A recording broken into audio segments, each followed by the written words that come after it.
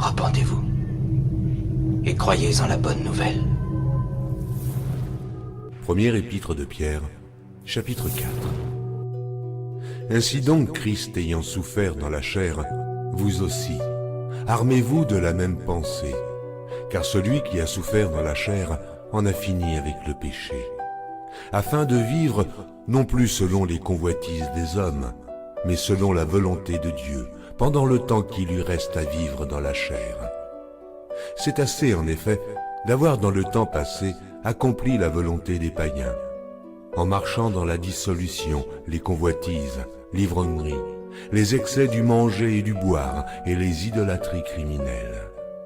Aussi trouve-t-il étrange que vous ne vous précipitiez pas avec eux dans le même débordement de débauche, et ils vous calomnient. Ils rendront compte à celui qui est prêt à juger les vivants et les morts. Car l'Évangile a été aussi annoncé aux morts, afin que, après avoir été jugés comme les hommes quant à la chair, ils vivent selon Dieu quant à l'esprit. La fin de toute chose est proche. Soyez donc sages et sobres pour vaquer à la prière. Avant tout, ayez les uns pour les autres une ardente charité, car la charité couvre une multitude de péchés. Exercez l'hospitalité les uns envers les autres, sans murmure, comme de bons dispensateurs des diverses grâces de Dieu. Que chacun de vous mette au service des autres le don qu'il a reçu. Si quelqu'un parle, que ce soit comme annonçant les oracles de Dieu.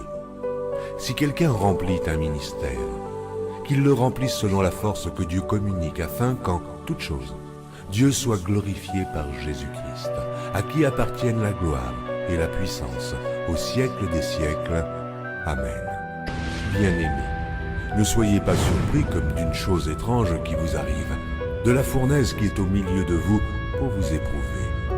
Réjouissez-vous au contraire de la part que vous avez aux souffrances de Christ, afin que vous soyez aussi dans la joie et dans l'allégresse lorsque sa gloire apparaîtra. Si vous êtes outragés pour le nom de Christ, vous êtes heureux, parce que l'Esprit de gloire, l'Esprit de Dieu, repose sur vous. Que nul de vous, en effet, ne souffre comme meurtrier, ou voleur, ou malfaiteur, ou comme s'ingérant dans les affaires d'autrui. Mais si quelqu'un souffre comme chrétien, qu'il n'en ait point honte, et que plutôt il glorifie Dieu à cause de ce nom. Car c'est le moment où le jugement va commencer par la maison de Dieu. Or, si c'est par nous qu'il commence, quelle sera la fin de ceux qui n'obéissent pas à l'évangile de Dieu? Et si le juste se sauve avec peine, que deviendront l'impie et le pécheur?